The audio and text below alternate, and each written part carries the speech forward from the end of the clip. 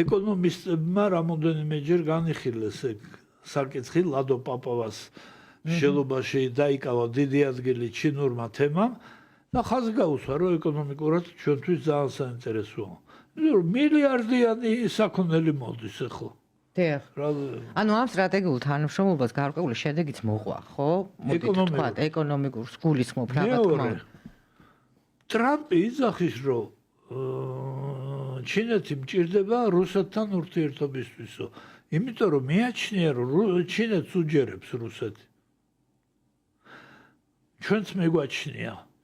და ამ გაცვლით არის რომ ჩინეთზე გავდივართ. იმიტომ რომ ჩვენ რუსეთთან ჩვენი პრეტენზიები ხო გვაქვს. და იმედი გვაქვს რომ თუ ჩინეთი დაინტერესდა ამ გზით, ის ამ გზის უსაფრთხოებაზე იზრუნებს. უზრუნველყოფს ბოლოს და ბოლოს ამხელა ქვეყანა. და თუ გავიხსენებთ რომ ჩინეთის ელჩმა ადრე სანამ ეს ორმტრიალი ატყდებოდა გაკვირით თქვა რომ ტერიტორიული მთლიანობის აღდგენაში შეიძლება დაგეხმაროთ თუ საჭირო აღმოჩნდაო ეგ მიუთით და ჩინეთი არ არის ის ქვეყანა რომლის ელჩები რათენაზე მოადგებათ იმას ლაპარაკობ.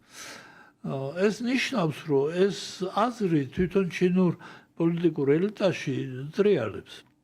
ისე რომ ჩვენ იმ გასაჭირით რითაც ვართ ჩინეთთან ურთიერთობის რუსეთთან ურთიერთობის გასაჭირს გულისხმობ პოლიტიკურადაც გვაინტერესებს ეკონომიკის მხრივ გვაინტერესებს და ამ ინტერესების გამო აიღო კურსი საქართველოს ხელისუფლებამ ჩინეთისკენ